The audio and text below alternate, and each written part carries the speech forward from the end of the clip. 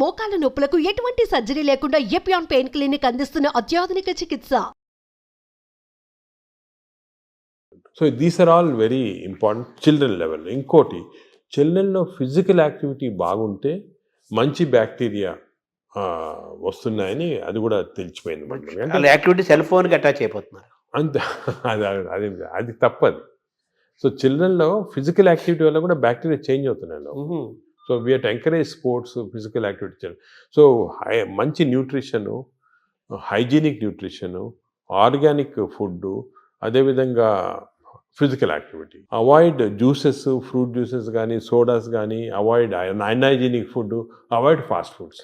Simple. అంటే చిన్నపిల్లలు, teenagers, adolescence, తర్వాత అలా ఏజ్ పెరుగుతూ నెక్స్ట్ ఏజ్ ఇప్పుడు ఏమంటే ఇంకోటి బ్యాక్టీరియా మేము ఏం చూసామంటే చిన్నప్పుడు మార్పులు చేయటం సులభం, పెద్ద అయిన తర్వాత కష్టం. అంత ఈజీ కాదు, చాలా ఎఫర్ట్ పెట్టాలి పెద్ద అయిన తర్వాత చేంజ్ చేయడానికి. మీరు ఫుడ్ అనేది చాలా ఇంపార్టెంట్. ఫుడ్ ఈజ్ మెడిసిన్ కూడా అంటున్నారు. ఆ ఫుడ్ దానికే మేము చాలా రీసెర్చ్ చేసాము. మెడిటరేనియన్ ఫుడ్ అనేది, ఫర్ ఎగ్జాంపుల్ కొన్ని టైప్స్ ఆఫ్ ఫుడ్, ఈ కోకోనట్ వాటర్ అనుకోండి, 2 గ్లాసులు కోకోనట్ వాటర్ తాగితే మంచి బ్యాక్టీరియా ఉంటుంది. అదేవిధంగా బ్లాక్ కాఫీ, అసలు మిల్క్ అనేది రాంగ్ కాన్సెప్ట్. పెరుగు మంచిది కానీ పాలు మంచిది. ప్రోబయోటిక్ అంటారు కదా, పెరుగులో ప్రోబయోటిక్స్ ఉంటాయి. ప్రోబయోటిక్స్ జనరల్, పాలు మంచిది కాదు. ఎందుకంటే మనం వేరే స్పీసీస్ పాలు తాగుతున్నాం. మదర్ మిల్క్ మంచిది బేబీకి. అవును. 6 months అయిన తర్వాత వేరే స్పీసీస్ పాలు మంచిది కాదు.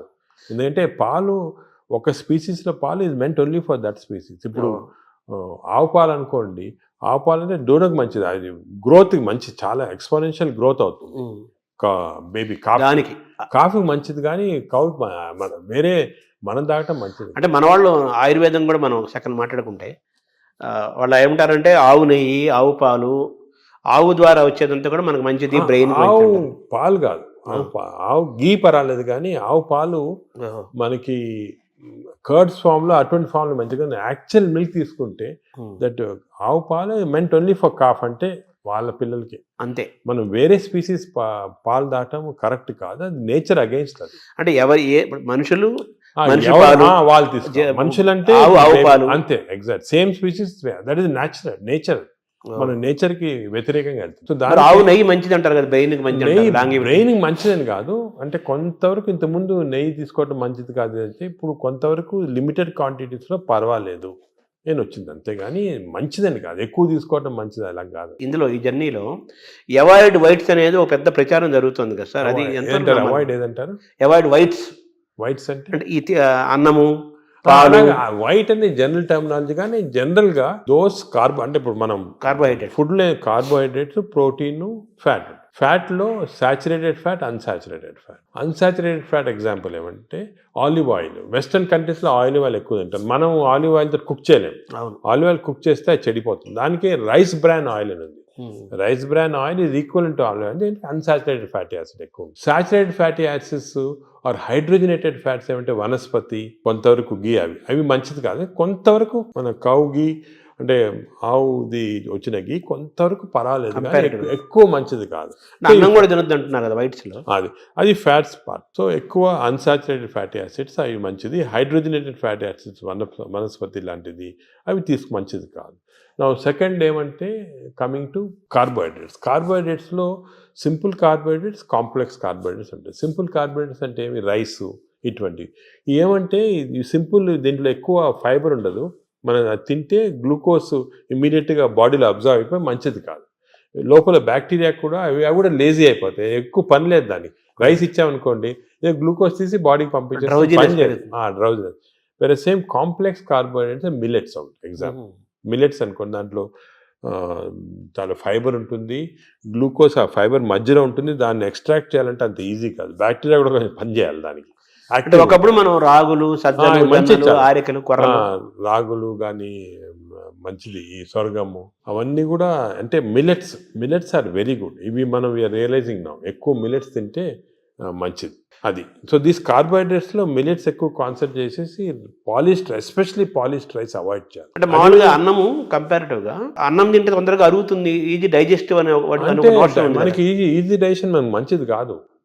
మనకి ఈజీ డైజెషన్ అంటే పేషెంట్స్కి, బాగా వీక్ ఉన్న వాళ్ళకి అవసరం, కానీ మనకి normal human being complex digestion మంచిది. ఎందుకంటే కాంప్లెక్స్ డైజెషన్లో ఫైబర్, దీన్ని గ్లైసిమిక్ ఇండెక్స్ అంటారు, ఒక టర్మినాలజీ పబ్లిక్ కూడా తెలియాలి. గ్లైసిమిక్ ఇండెక్స్ అంటే ఏమంటే మన ఆహారం తిన్నామంటే మన బ్లడ్ షుగర్ లెవెల్ ఎంత ఇంక్రీజ్ అవుతుంది.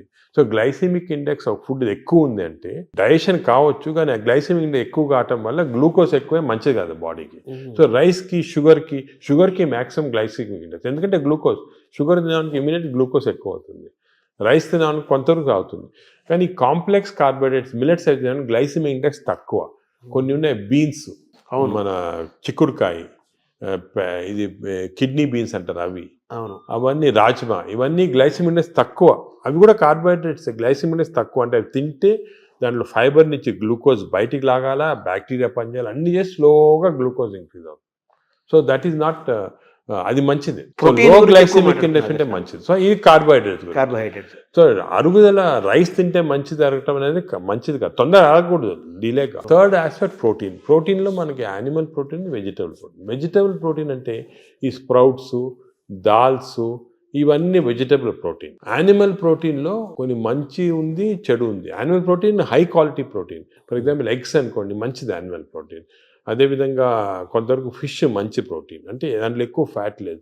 కానీ ఇప్పుడు రెడ్ మీట్ అనుకోండి, దాంట్లో సాచురేటెడ్ ఫ్యాట్ ఎక్కువ, అది మంచిది కాదు. అసలు రెడ్ మీట్ అనేది తినకూడదు అసలు.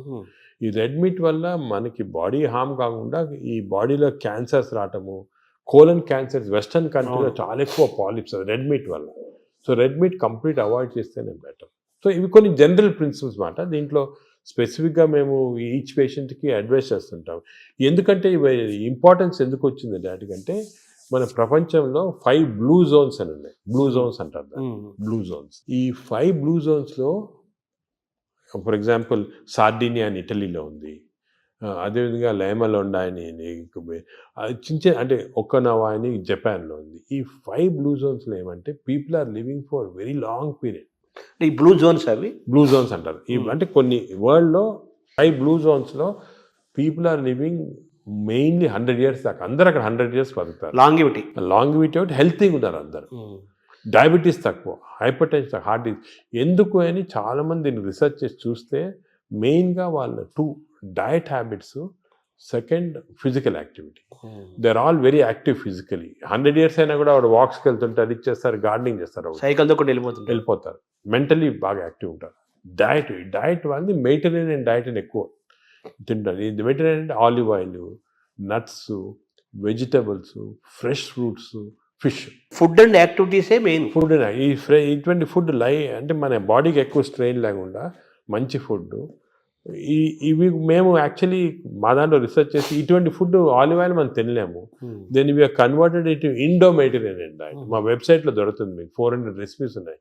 అంటే మెడిటరేనియన్ దోశ ఎలా చేయాలా, మెడిటరేనియన్ ఇడ్లీ ఎలా ఉంటుంది, వేరేగా ఉంటుంది మన దాంట్లో. మన ఇడ్లీ అనుకోండి రిఫైన్డ్ కార్బోహైడ్రేట్, అది తింటే గ్లూకోజ్ తక్కువ ఇంక్రీజ్ మంచిది కాదు. మెడిటరేనియన్ ఇడ్లీ తింటే అలా కాదు, స్లోగా డైజెస్ట్ అయ్యి బాడీకి మంచిది. సో ఏమంటే అంటే మామూలుగా అందరికి ఉన్న నోషన్ ఏంటంటే తొందరగా అరిగేది మంచి ఫుడ్ అని, తర్వాత మన బాడీ చాలా బాగా పనిచేస్తుంది అని ఫీలింగ్లో ఉంటారు. తప్పు. అదే ఐ వాంట్ యూనోటి, అసలు అరుగుదల స్లోగా అరిగేది మంచిది. Body has to work for digestion. బాడీలో స్లోగా గ్లూకోజ్ రావాలా. పేషెంట్స్కే మనకి వి వాంట్ క్విక్ డైజెషన్ ఉంటుంది, మన నార్మల్ పీపుల్కి అది మంచిది కాదు.